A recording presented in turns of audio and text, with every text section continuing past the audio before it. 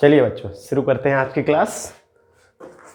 मैं अपनी बुक के हिसाब से क्वेश्चन नंबर 18 पे आ गया हूँ और आप भी देख लीजिए जो क्वेश्चंस मैं करा रहा हूँ वो आपकी बुक में भी संभवतः होंगे ही होंगे। ओके, चैप्टर 2 के क्वेश्चंस जो हैं वो हम लोग घेरा मार रहे हैं, वो चैप्टर 2 के बाद लौट के जरूर आएंगे। चलिए बातें ना करें, क्वेश्चन देखिए 18वां क्वेश्चन।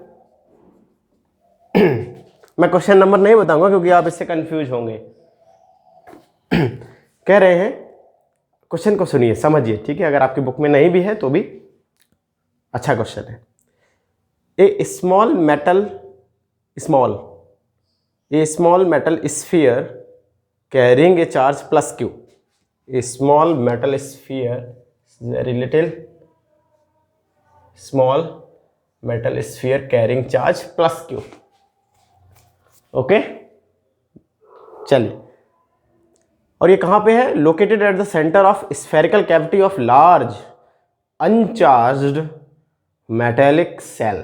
मेटल के सेल के अंदर है ये, सेंटर पे, ठीक है? तो आप इसको कैपिटल क्यू नाम दीजिए और ये मेटल की शेल है। कुछ बच्चे बहुत अच्छा काम कर रहे हैं, अपने डाउट्स हमसे पूछ रहे हैं कि भैया हमको ये चीज़ दोबारा समझा दीजिए। बिल्कुल बच्चों, चैप्टर वाइज में एक एक क्वेश्चन बहुत बार रिपीट किया जाता है, ठीक है? बिल्कुल आपको समझाया जाएगा जो भी आपने डाउट्स अपने पूछे हैं।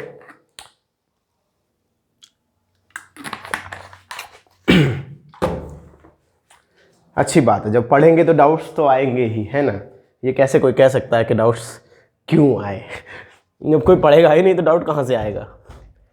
चलिए तो कह रहे हैं कि एक स्फीयर सेल है, मेटल का है ये, इसके सेंटर पे है कैपिटल क्यू। देख रहे हैं ना? ओके, सेंटर पे है कैपिटल क्यू, सेंटर पे ही मानिए आप इसे, सेंटर पे है कैपिटल क्यू। अच्छी बात है। Write the charges on the inner and outer surface of the cell. जो सेल है उसकी इनर सरफेस और आउटर सरफेस पर जो चार्जेस अपीयर हो जाएंगे इंडक्शन के कारण, उनको आप लिखिए। बहुत अच्छी बात है। तो सबसे पहला क्वेश्चन तो यही है हमारा। पहले अनचार्ज था बच्चों, पहले कैसा था? अनचार्ज। तो चूंकि यहां पे बच्चों पॉजिटिव चार्ज है तो इंडक्शन के कारण इधर जो चार्ज आएगा, जो इनर स्किन होगी उस पर नेगेटिव चार्ज आ जाएगा, ठीक है? और आउटर स्किन पर पॉजिटिव चार्ज आ जाएगा इंडक्शन के कारण। किसके कारण? इंडक्शन के कारण। अब आप इस फिनोमिना को समझिएगा, इसके बगल में मैं समझाता हूं। देखिए बच्चों, ये चार्ज है हमारा और ये मेटल का सेल है। असल में इस चार्ज ने क्या किया होगा? अब चूंकि चार्ज है तो इलेक्ट्रिक फील्ड तो निकलेंगे ही निकलेंगे, तो ये इसका इलेक्ट्रिक फील्ड निकला, ठीक है? ये इसका इलेक्ट्रिक फील्ड ऐसे निकला, इस तरह चारों तरफ। अब देखिए बच्चों, इलेक्ट्रिक फील्ड की डायरेक्शन ये है और ये इलेक्ट्रिक फील्ड मेटल के अंदर से निकल के जा रहा है, मेटल के अंदर से निकल के जा रहा है। तो लिहाजा इस मेटल में जो फ्री इलेक्ट्रॉन्स होंगे उन फ्री इलेक्ट्रॉन्स पे फोर्स लगेगा। बच्चों प्रोटॉन को अपनी जगह से हिलाना असंभव है, ठीक है? तो प्रोटॉन को अपनी जगह से नहीं हिला सकते। हमारा पूरा एक्सप्लेनेशन इलेक्ट्रॉन के बेस पर ही रहता है। तो फ्री इलेक्ट्रॉन्स पे अपोजिट डायरेक्शन में फोर्स लगेगा और इलेक्ट्रॉन इधर ड्रिफ्ट करके आ जाएंगे खिसकते हुए। इलेक्ट्रिक फील्ड चूंकि फोर्स लगाएगा तो इलेक्ट्रॉन इधर आ जाएंगे, जितना आ सकते हैं इधर, यानी इस स्किन पे आ जाएंगे, ठीक है? Free electrons. और चूंकि इस वाले रीजन से इलेक्ट्रॉन आए हैं तो इस वाले रीजन में कैसा आ जाएगा चार्ज? पॉजिटिव चार्ज आ जाएगा। तो ये है इंडक्शन प्रोसेस जो कि मैंने यहां पर फाइनल रिजल्ट दिखाया, ठीक है बच्चों? ये आपको बताना नहीं होगा क्योंकि उसमें डायरेक्ट बताना है, ये लिखना है कि कितना चार्ज आ जाएगा, कैसे आएगा, वो आपको नहीं बताना है, वो आपको पता होना चाहिए बस, ठीक है बच्चों? इस इंडक्शन प्रोसेस पे और भी आगे चर्चा हम लोग चैप्टर 2 में करेंगे और आपको तब बताया जाएगा कि जो इलेक्ट्रिक फील्ड है जो कि इस डायरेक्शन में था, ऐसा पॉजिटिव चार्ज से निकल के ऐसे जा रहा था, मेटल के अंदर बच्चों इलेक्ट्रिक फील्ड जीरो हो जाता है। मेटल के अंदर इलेक्ट्रिक फील्ड कैसा हो जाता है? जीरो हो जाता है। क्योंकि बच्चों देखिए एक इलेक्ट्रिक फील्ड इस पॉजिटिव चार्ज से भी तो बनेगा इस डायरेक्शन में, जो कि ओरिजिनल इलेक्ट्रिक फील्ड के अपोजिट में है। तो नेट इलेक्ट्रिक फील्ड अंदर क्या हो जाता है, जीरो हो जाता है। ये आपको अगले चैप्टर में बताया जाएगा, ठीक है। तो एक इलेक्ट्रिक फील्ड ऐसा होगा जिस कारण से इलेक्ट्रॉन्स पे फोर्स लगेगा, इलेक्ट्रॉन्स इधर आने लगेंगे, और जैसे जैसे इलेक्ट्रॉन इधर आएंगे इधर पॉजिटिव चार्ज आ जाएगा और प्लस से माइनस की तरफ एक और इलेक्ट्रिक फील्ड डेवलप हो जाएगा, जिसको हम इंड्यूस्ड इलेक्ट्रिक फील्ड बोलते हैं, जो कि ओरिजिनल इलेक्ट्रिक फील्ड के अपोजिट में है। देखिए ओरिजिनल इधर, ये इधर, तो नेट इलेक्ट्रिक फील्ड अंदर जीरो हो जाता है। जीरो ही क्यों हो जाता है ये हम अगले चैप्टर में जानेंगे, ठीक है। वो अभी हमारा काम नहीं है। चलिए, तो इंडक्शन के कारण एक स्किन पर पॉजिटिव चार्ज आएगा और एक स्किन पर नेगेटिव चार्ज आ जाएगा। क्या बताना था, right the charges on the inner and outer surface. Inner surface पे चार्ज होगा, इनर सरफेस पर चार्ज हो जाएगा माइनस का क्यू, क्योंकि ये क्यू था तो इसके इंडक्शन के कारण माइनस का क्यू आएगा, और आउटर सरफेस पर प्लस का क्यू, ठीक है बच्चों। और ये जो चार्जेस आए हैं वो इंडक्शन के कारण आए हैं, सही है, बिल्कुल।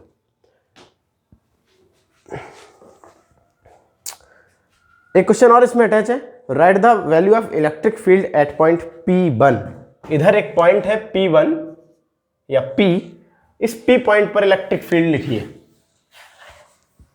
तो बच्चों वैसे तो आप देख के कंफ्यूज हो जाएंगे कि इस पॉजिटिव चार्ज का यहाँ पे कुछ ना कुछ फील्ड होगा, ये निगेटिव इतना बड़ा चार्ज है इस पूरी स्किन पर, उसके कारण भी यहाँ पर कुछ फील्ड होगा, फिर ये पॉजिटिव चार्ज भी है उसके कारण भी यहाँ पे कुछ फील्ड होगा।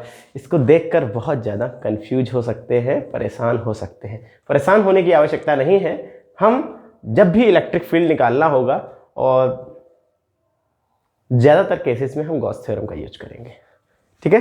तो एक गॉसियन सरफेस बनाएंगे P पॉइंट से होती हुई, और कहेंगे कि इस गॉसियन सरफेस से जो फ्लक्स होगा, total flux E dot dA, integration means total flux, वो क्या होगा, Q inside upon epsilon not. E को आप बाहर निकाल लीजिए, इंटीग्रेशन ऑफ dA बराबर Q inside upon epsilon naught. तो E इस पूरे इंटीग्रेशन करोगे आप एरिया का, तो क्या आएगा, let this distance is R, तो 4 पाई R स्क्वायर, क्योंकि एक स्फीयर बनेगा, is equal to Q inside upon epsilon not.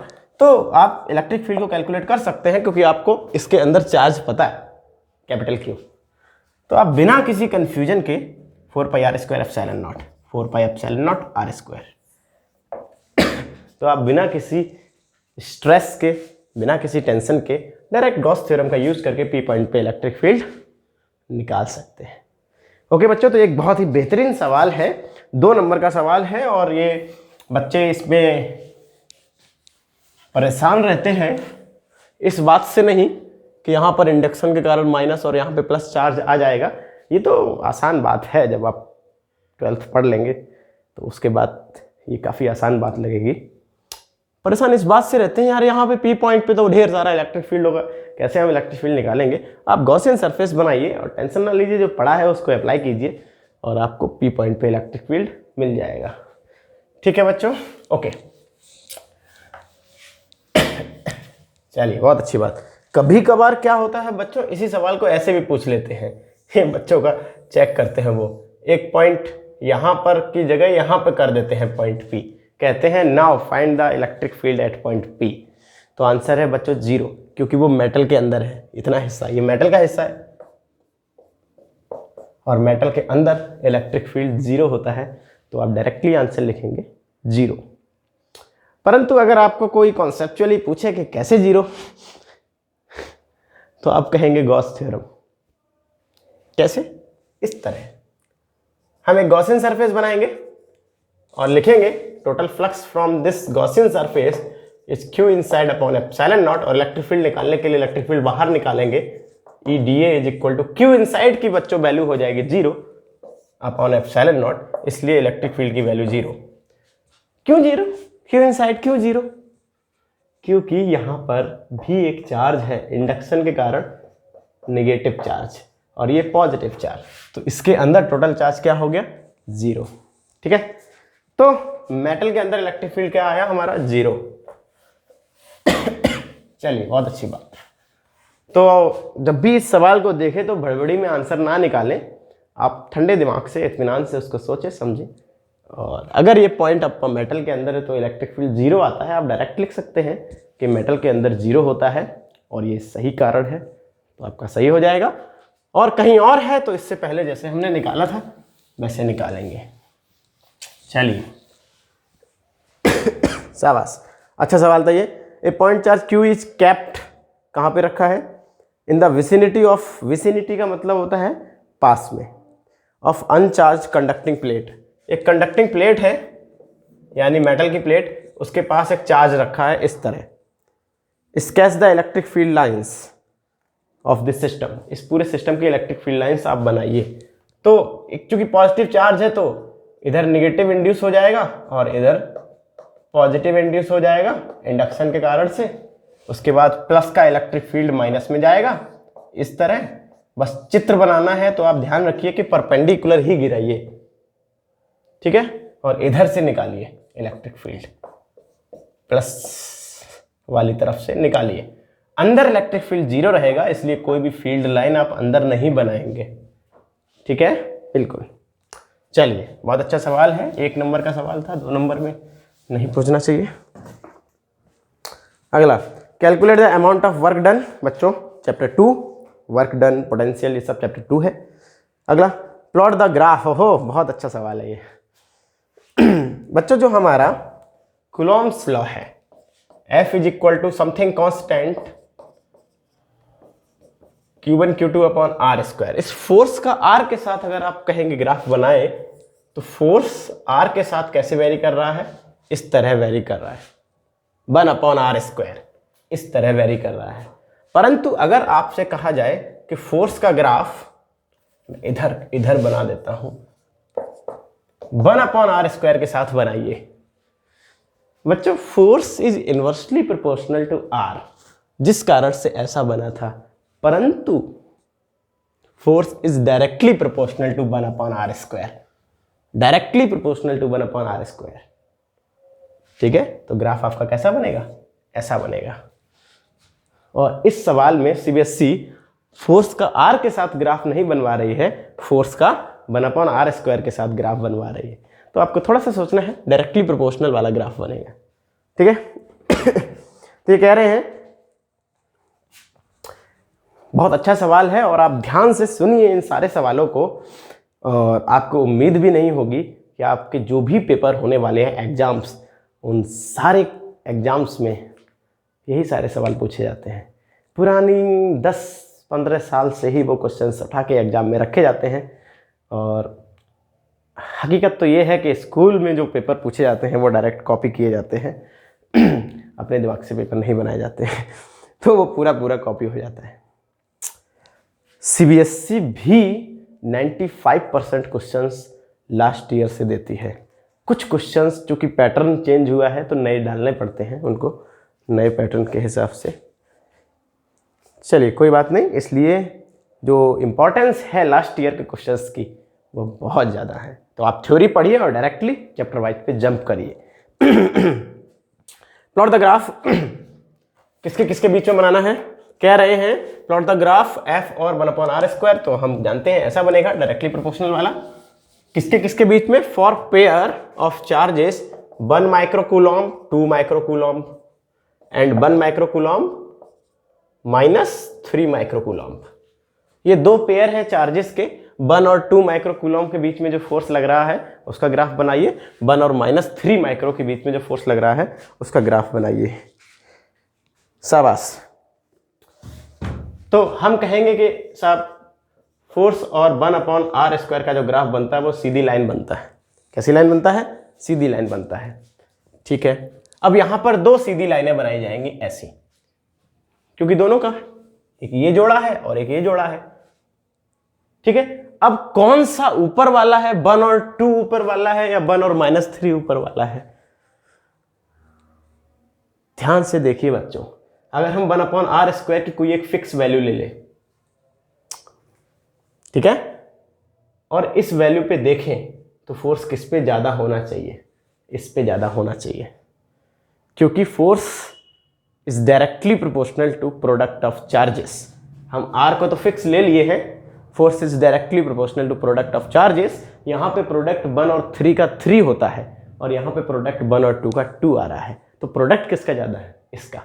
ध्यान से सुनिए इस बात को, क्योंकि प्रोडक्ट ज़्यादा है इसलिए ऊपर वाला जो है एक 1/r² की हम फिक्स वैल्यू पे लें तो ये वाला फोर्स ज़्यादा आ रहा है और ये वाला फोर्स कम आ रहा है, तो ऊपर वाला 1 और -3 का ग्राफ है, नीचे वाला 1 और 2 का ग्राफ है। ठीक है बच्चों? बिल्कुल, तो इस बात का हमें ध्यान रखना चाहिए और हमें यहाँ पे मॉड भी लगा देना है, क्योंकि इनके बीच में रिपल्सिव फोर्स होगा और इनके बीच में एट्रैक्टिव फोर्स होगा। हम उस एट्रैक्शन रिपल्सन को ध्यान नहीं देना चाहते, इसलिए यहाँ पे हमने क्या लगा दिया? मॉड लगा दिया। अगर आप ये मॉड नहीं लगाएंगे तो आपको ये फोर्स जो है इस प्रकार से बनाना पड़ेगा, 1 और 2 का इधर और ये वाला मिटाल के इधर, ये 1 और -3 का। ठीक है? अगर आप मॉड नहीं लगाएंगे तो एक ग्राफ आपको ऊपर और एक ग्राफ नीचे बनाना पड़ेगा और इसका स्लोप ज़्यादा होगा, इसका स्लोप कम होगा, ये कम और ये ज़्यादा। ठीक है बच्चों? तो आप मॉड लगा के बनाइए, अच्छा लगेगा ग्राफ। इधर 4th क्वाड्रेंट में ग्राफ बनाना अच्छा नहीं लगता। ओके, अच्छा सवाल है बहुत, और ये आपको हर सैंपल पेपर में भी मिल जाते हैं, बिल्कुल फिक्स यही सवाल। अगला सवाल काफ़ी फेमस सवाल है और ये CBSE में भी पूछा जा चुका है, इसीलिए इस किताब में है। 2 identical spherical cells A and B having charge 4Q and -10Q। A पर चार्ज है +4Q और B पर चार्ज है -10Q। Are kept a certain distance apart. A third identical uncharged C, एक third अनचार्ज identical C is first place contact with A। पहले इसको A से छुआया जाता है। कितना वही साधारण से सवाल है, वही बार बार रिपीट करने लगे हैं, है ना? अब धीरे धीरे हमको पता चल जाएगा कि CBSE में भी कुछ खास पूछा नहीं जाता, यही सब पूछा जाता है। अगर ध्यान से पढ़ें तो CBSE में 95 क्रॉस करना आसान होता है, और हकीकत बात तो यही है कि काफ़ी ज़्यादा आसान होता है अगर ध्यान से पढ़ा जाए तो। 1 घंटा एनफ, पर्याप्त। 1 घंटा अगर आप रोजाना पढ़ रहे हैं फिजिक्स तो मेरे ख्याल से पर्याप्त है। बिल्कुल भी आपको स्ट्रेस लेने की आवश्यकता नहीं है। अंत तक अगर आप 1 घंटा पढ़ते हैं तो ज़रूरत ही नहीं पड़ेगी, 4-5 महीने में सिलेबस खत्म हो जाता है। 1 घंटा पढ़िए तो सही। तो पहले A से टच कराया जाता है एंड देन विद B। अच्छा, then spheres A and B are brought in contact. Find the charge on spheres A and B।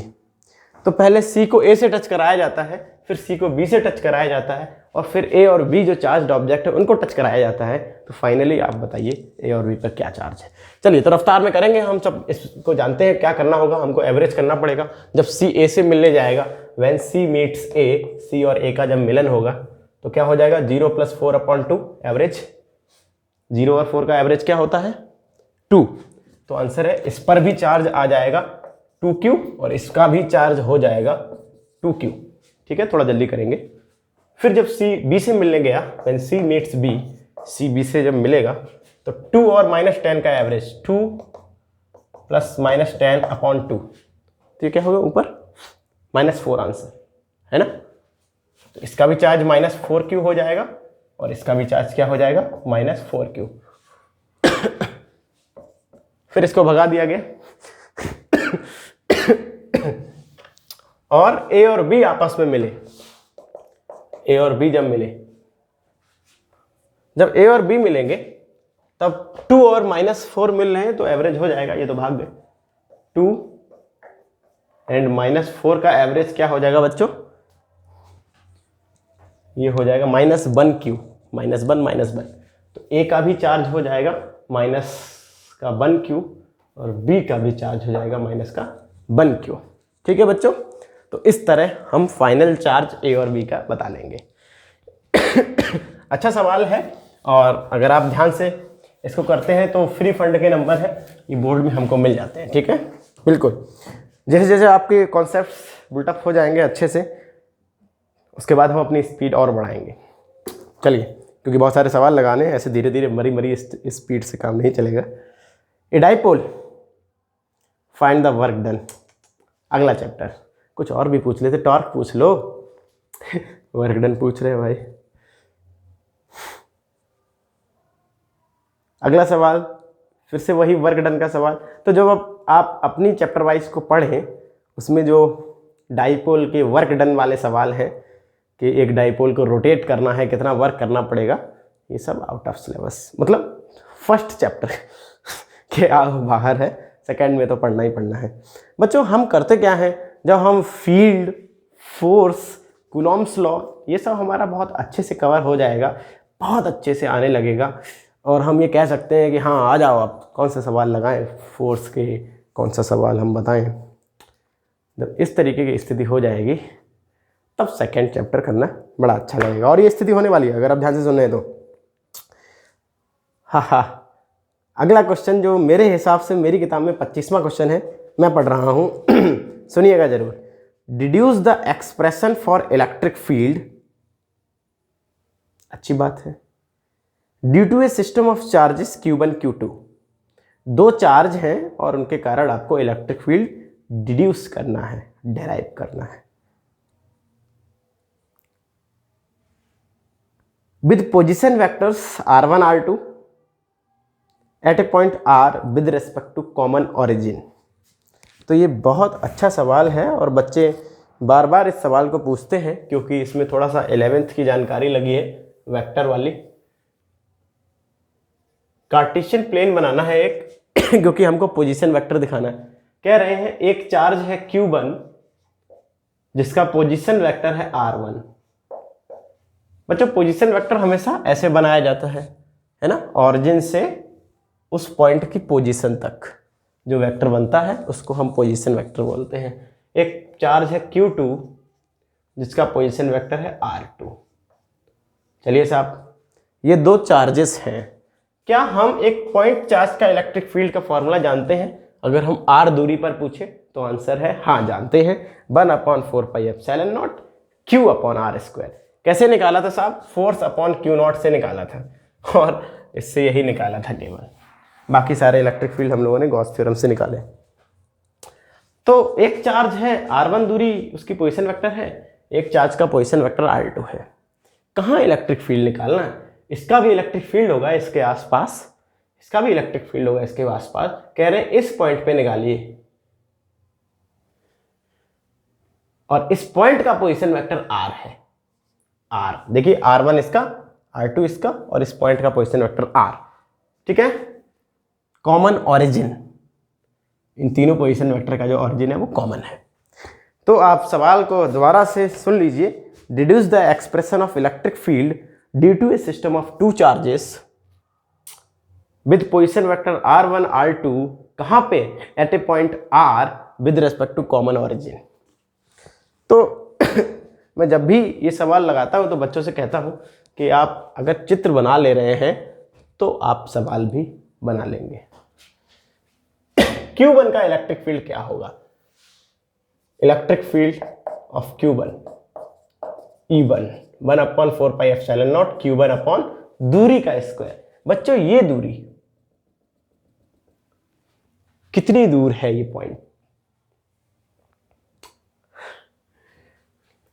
R minus R1 vector. ये दूरी कैसे मिलेगी आपको? R vector minus R1 vector. ठीक है, तो हो जाएगा R माइनस R1 का स्क्वायर। ठीक है, अब आप एक ध्यान रखिए, थोड़ा सा यहां मॉड लगा लीजिए। मॉड क्यों लगाना है? क्योंकि बच्चों इस बात को आप समझिए, इसकी गंभीरता। क्योंकि पॉइंट P मैंने अपनी तरफ से मान लिया, ये पॉइंट P इधर भी हो सकता है, इधर भी हो सकता है, इधर भी हो सकता है, इधर भी हो सकता है ना।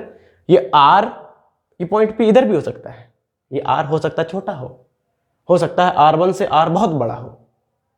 ठीक है, इस R की लंबाई कुछ भी हो सकती है। तो R में से R1 घटाना हर बार पॉजिटिव आंसर देगा, ये भी तय नहीं है। ठीक है, अगर R छोटा हुआ R1 से तो यहाँ काफ़ी बेकार लगेगा, इसलिए मैंने यहाँ मॉड लगा लिया है। ठीक है, शाबाश, सीखिए जरूर। E2 इसका इलेक्ट्रिक फील्ड, अच्छा इसका होगा किधर, इधर होगा, this is E1 1/4πε0 Q2 upon दूरी, ये दूरी r माइनस R2 मॉड में r माइनस R2 और इस चीज का स्क्वायर, ठीक है, क्योंकि इलेक्ट्रिक फील्ड के फॉर्मूले में नीचे स्क्वायर होता है दूरी का, और इसका इलेक्ट्रिक फील्ड इधर होगा, ये है E2।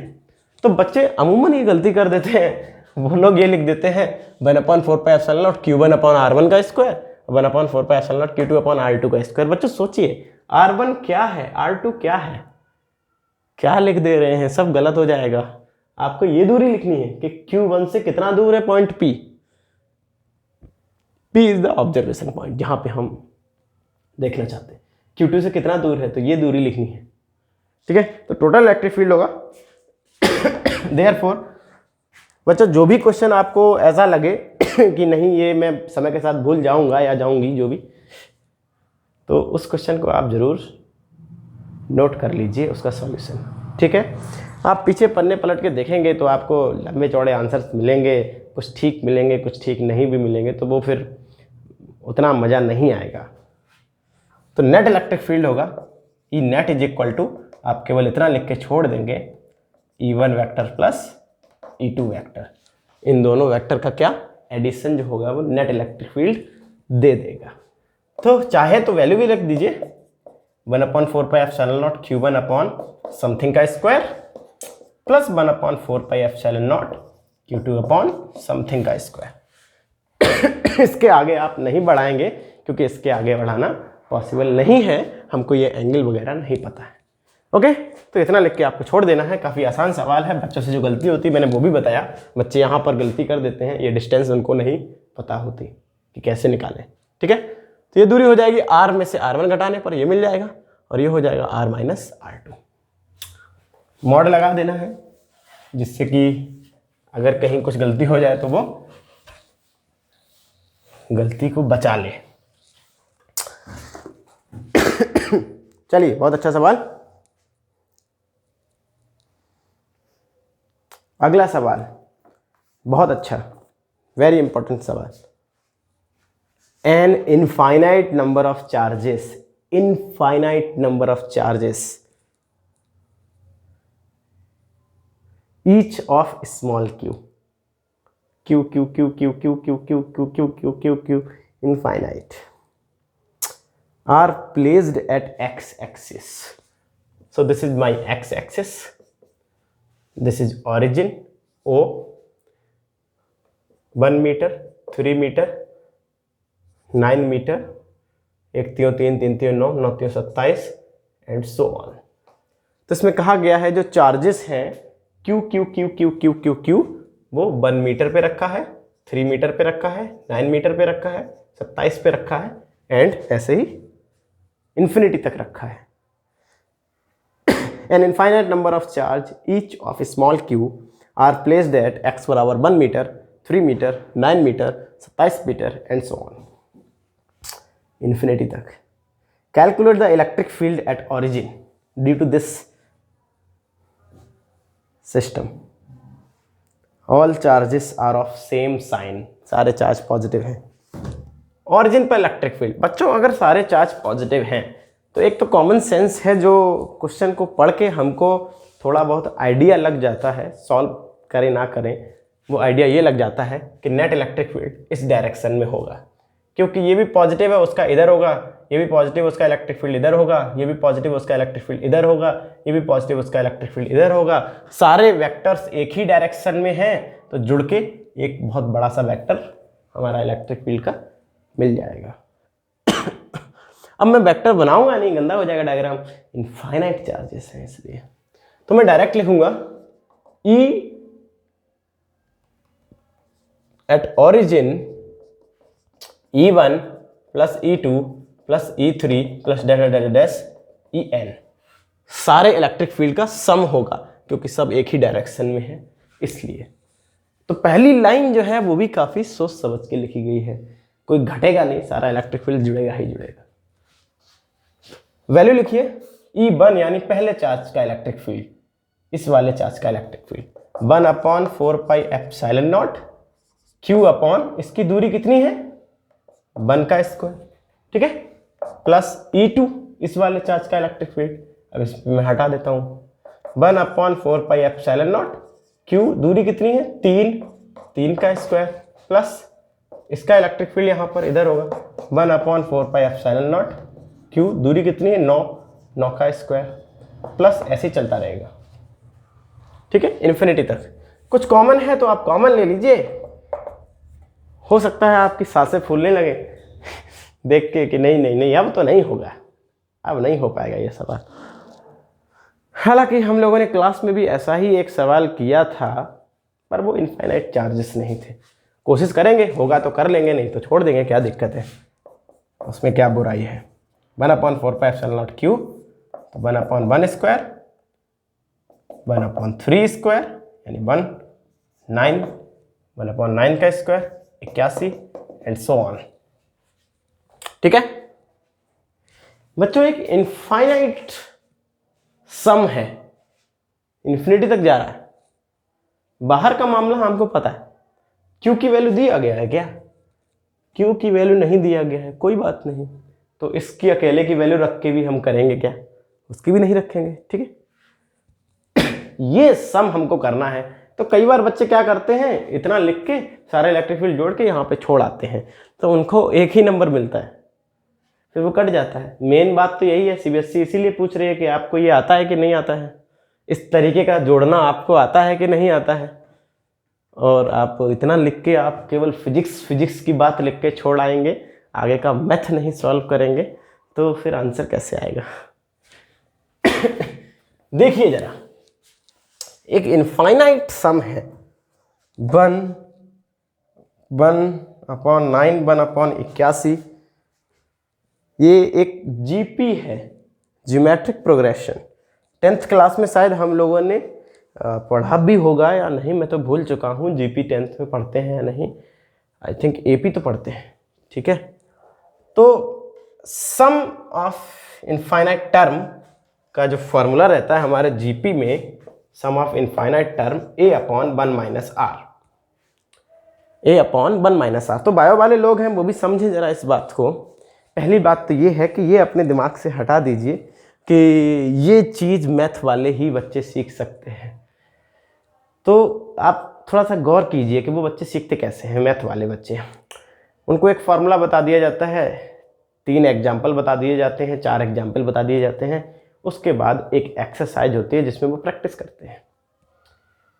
कोई अंदर उनके मैथ नहीं होता है, बाहर से थोपा जाता है। किताब से मैथ शरीर के अंदर जाता है, जब मैथ अंदर से बाहर निकले तो मैथमेटिशियन है। ये कोई मैथ नहीं होता। तो ये बाहर से सीखा गया मैथ है, आप भी सीख सकते हैं। बस ये है कि आपको अपने फालतू का बहुत सारा एक्सरसाइज लगाने की आवश्यकता नहीं है, ठीक है। हाँ, आपको बात माननी पड़ेगी कि ये ऐसा हो जाता है, ठीक है, ऐसा हो जाता होगा। तो a upon 1 minus r is the sum of infinite terms. यहां पर a होता है बच्चों पहला term.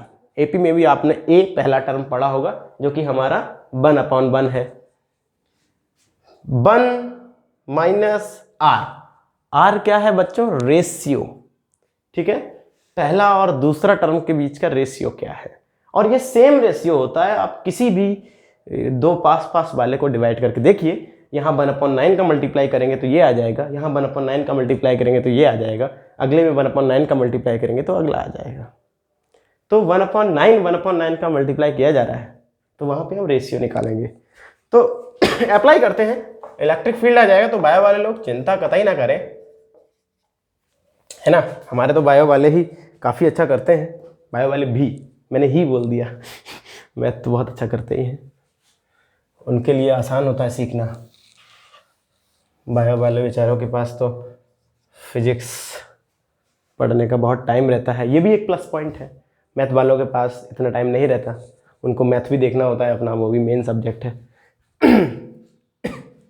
a upon 1 minus are, a जो है उसकी वैल्यू लिखिए 1/1 अपॉन 1 माइनस आर। बच्चों r निकालिए, भाग लगा के देखिए कोई दो, इसमें से ये भाग लगा दीजिए या इसमें से ये भाग लगा दीजिए। तो मैं 1/9 में भाग लगा दे रहा 1/1 का, क्योंकि ये आसान है। तो आंसर क्या आया 1/9, ये इसका रेशियो है। आर की वैल्यू 1/9। अब इसको सॉल्व करना है हमको, फटाक से सॉल्व हो जाएगा, आंसर आ जाएगा। बहुत अच्छा सवाल है, आपको ये कॉपी में जरूर लिखना चाहिए, ठीक है।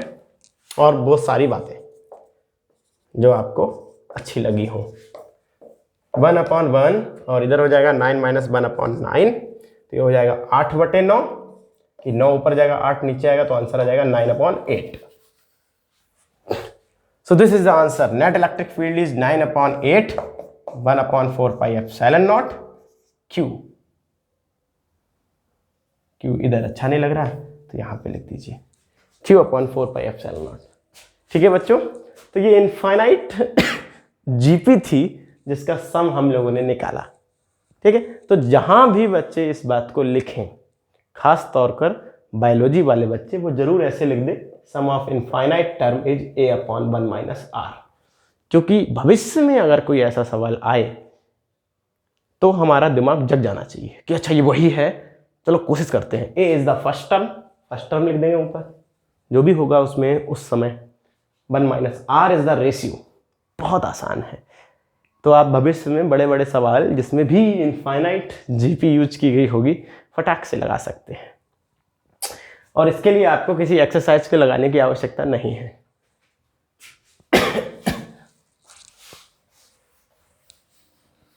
एक अलग सा माहौल बना देते हैं बच्चे कि हम ये नहीं सीख सकते, ये गलत बात है, कोई भी सीख सकता है। चलिए अगला सवाल, मुझे थोड़ा तेज चलना पड़ेगा, आज तो अच्छे से सवाल हुए। The sum of 2 point charges, बच्चों कॉपी में है ये सवाल। The sum of 2 point charges is 7 microcoulomb, Q1 + Q2, दो चार्जेस का सम 7 माइक्रोकूलॉम्ब है। बोर्ड में ये सवाल पूछा गया है, बहुत अच्छा सवाल है। दे रिपेल, दोनों चार्ज एक दूसरे को रिपेल कर रहे हैं विद फोर्स ऑफ 1 न्यूटन, कितना फोर्स लगा रहे हैं एक दूसरे को, 1 न्यूटन का फोर्स लगा रहे हैं। When they are kept 30 centimetre apart, when they are kept 30 centimetre apart, यानी दोनों चार्जेस के बीच की दूरी 30 सेंटीमीटर है। रफ्तार में आगे बढ़ते हैं बच्चों, अगर आपको क्लासेस में लगाए हुए सवाल, ये जो सवाल लग रहे हैं वो समझ में आ रहे हैं तो ज़रूर बताइएगा कि हाँ ठीक ठाक चल रहा है, थोड़ी स्पीड बढ़ाओ या थोड़ा और धीरे करो। वैसे धीरे तो मैं नहीं करूँगा, अगर आप कहेंगे तो भी बढ़ाने के लिए आप राय जरूर दे सकते हैं। Calculate the value of each charge, Q1 और Q2 की वैल्यू बताइए। बच्चों सम ऑफ चार्जेस दिए गए, यानी कोई दो चार्जेस होंगे, वो दोनों एक दूसरे को फोर्स लगा रहे हैं 1 न्यूटन का रिपल्सिव फोर्स लग रहा है, यानी दोनों पॉजिटिव होंगे, सम भी पॉजिटिव ही है, और उनके बीच की दूरी 30 सेंटीमीटर है। अच्छी बात है। तो हम क्या हो गया, लेट करेंगे, लेट Q1 इज x माइक्रोकूलॉम्ब, तो Q2 हो जाएगा हमारा 7 - x माइक्रोकूलॉम्ब। इसी प्रकार से लगाने के लिए मैंने बोला है ना। और फोर्स होता है कूलॉम्स लॉ के हिसाब से 1/4 pi epsilon not Q1 Q2/r²। रफ्तार में फोर्स की वैल्यू लिखिए 1/4 पाई एप्सिलॉन नॉट की वैल्यू लिखिए 9 × 10⁹। Q1 Q2 की वैल्यू लिखिए x micro 7 - x micro r², यानी 0.3 का स्क्वायर। ठीक है, सारी वैल्यूज हमको रखनी है। फटाक से सॉल्व करते हैं। 1 = 9 × 10⁹, थोड़ा जल्दी, x 7 - x, x 7 - x micro 10⁻⁻6 10⁻⁻6 10⁻⁻12 upon r², 0.3 का स्क्वायर 0.09। एक काम करें, क्या करें, पॉइंट हटाओ, 2 0 बढ़ाओ, 9 2 11 कर दो, 9 से 9 काट डालो, काटने में तो मजा है। तो आंसर आएगा 10⁻11 और 10⁻12 माइनस का 10⁻⁻1। ठीक है, तो इसको भी सॉल्व कर दो, गंदगी क्यों रखी है यहाँ पर, 10⁻⁻1 तो हो जाएगा। अच्छा सा लिख लें तो x 7 - x 10⁻⁻1। देखिए सब खत्म हो गया, x 7 - x 10⁻⁻1। दो चार्जेस का सम दिया था Q1 Q2 पूछा है कि वो क्या क्या है, तो हमने एक को x मान लिया, x माइक्रो, तो दूसरा क्या बचा 7 - x माइक्रो। बच्चों मेरा तो मन ये है कि आप लोग इस सवाल को खुद ही करिए, लेकिन चूँकि हम पहले करा चुके हैं इसलिए आप कर भी सकते हैं, और वैसे भी कर सकते हैं, कोई ज़्यादा कठिन नहीं है। 10 की पावर -1 नीचे आएगा, 10 हो जाएगा। 10 की पावर -1 नीचे आएगा, ऊपर जाएगा तो ये 10 हो जाएगा। x 7 - x, चलिए कब तक रखेंगे 7x - x²। एक क्वाड्रेटिक इक्वेशन है बच्चों, और इस क्वाड्रेटिक इक्वेशन के 2 आंसर्स आएंगे। क्योंकि सम 7 है तो आई थिंक, जिससे कि मैंने इसको पहले सॉल्व किया हुआ है, हर साल कराते हैं ना, इसलिए 5 और 2 आंसर आएगा, 4 और 3 तो नहीं आएगा, जो भी है। तो आप इसको सॉल्व करिए इस क्वाड्रेटिक इक्वेशन को, और जो भी आंसर्स हैं वो Q1 और Q2 की वैल्यू है। ठीक है, एक अगर 5 आता है तो 5 माइक्रोकूलम, 2 माइक्रोकूलम, 5 और 2 का सम 7 होता है। ठीक है, या जो भी आता है आपको वो क्वाड्रेटिक इक्वेशन जवाब देगी। थोड़ा सा जल्दी, अच्छा सवाल है अगला भी, तो हो जाएगा। कह रहे हैं फिगर सोज, मैं चूँकि चित्र बना दूं। 2 प्लेट्स हैं बच्चों, एक प्लेट है P1 और एक प्लेट है P2। इन 2 प्लेट्स से बहुत दूर, ये चित्र ठीक नहीं बना है, ये चार्जेस बहुत दूर रखे हुए हैं। एक प्लस का चार्ज रखा है और एक माइनस का चार्ज रखा है, एक तरफ प्लस का और एक तरफ माइनस का, और आपसे पूछा गया है कि इलेक्ट्रिक फील्ड लाइंस बनाइए। तो बच्चों प्लस है तो इधर माइनस इंड्यूस हो जाएगा, अपोजिट चार्ज, और इधर प्लस पहली वाली प्लेट में, और फिर अगर ये प्लस है तो इधर माइनस इंड्यूस हो जाएगा। देखिए मैं कैसे कर रहा हूँ, और इधर प्लस। अब आप इलेक्ट्रिक फील्ड लाइन बनाइए, परपेंडिकुलर गिराइए, पॉजिटिव चार्ज से नेगेटिव प्लेट में ऐसे गिरेगी। प्लेट के अंदर इलेक्ट्रिक फील्ड 0, क्योंकि वो मेटल है, मेटल के अंदर हमेशा 0 होता है। अगले चैप्टर में न्यूमेरिकली प्रूव करेंगे इस चीज़ को। प्लस से माइनस की तरफ, प्लस से माइनस की तरफ आप उस इलेक्ट्रिक फील्ड लाइंस को ऐसे बनाइए। ओके, इसके बाद इसका सवाल पूछा गया है, what will happen when the plates are released. इन प्लेट्स को पकड़े हुए हैं, ठीक है, अगर इन प्लेट्स को हम छोड़ेंगे तो क्या होगा। तो चूंकि इन प्लेट्स पर इंडक्शन के कारण जो पास वाले फेसिस हैं, एक तरफ प्लस और एक तरफ माइनस चार्ज इंड्यूस हुआ है, तो जो हम छोड़ेंगे तो वो चिपक जाएंगी प्लेट्स, क्या हो जाएंगी, अट्रैक्शन। इसलिए उसको पकड़े रहना है, तभी जाके ये अच्छा सा डिजाइन आपको आप बना पाएंगे, अन्यथा वो प्लेट्स चिपक जाएंगी तो मामला खराब हो जाएगा। ठीक है, बिल्कुल। तो अपोजिट चार्जेस जो अंदर वाली फेसेस हैं उनमें अपोजिट चार्जेस आने के कारण वो अट्रैक्ट कर जाएंगी। ओके बच्चों, तो मैं अपनी बुक के हिसाब से 28 क्वेश्चन पे आ गया हूँ, और कल मैं टॉपिक 1 कंप्लीट कर लूँगा, और कल ही गॉस थ्योरम पे आ जाएंगे। गॉस थ्योरम के बच्चों जितने भी सवाल इस बुक में दिए हैं, सारे सवाल बहुत बहुत बहुत इंपॉर्टेंट हैं, हमको सारे सवाल सीखने होंगे, और उसमें सब चैप्टर 1 के ही हैं, कोई चैप्टर 2 का नहीं है, क्योंकि गॉस थ्योरम 1 में ही है। ओके बच्चों, तो आप पढ़िए, अगर कोई डाउट आता है तो आप डाउट ज़रूर हमें बताइए, जिससे कि हम उसको नोट करें कि हाँ हमें ये डाउट बताना है। तो आने वाली 2-3 क्लासेस में आपको वो मिल ही जाएगा उसका आंसर। ठीक है, आएगा तो मिल जाएगा। पढ़ते रहिए, और कोई तकलीफ़ है, कोई क्वेश्चन है तो ज़रूर पूछिए चैप्टर 1 से रिलेटेड, अन्यथा मैं टाल दूंगा, कहूँगा चैप्टर 2 में बताएंगे जब पढ़ाएंगे। तो अभी बता देंगे तो वो मज़ा ख़त्म हो जाएगा, और ऊपरी लेवल से बताएंगे तो फिर उसमें ज़्यादा अच्छा नहीं लगेगा। ठीक है, घर के अंदर रहिए, इस बात का बहुत ध्यान रखिए, बाहर माहौल बहुत ख़राब है। ठीक है, थैंक यू।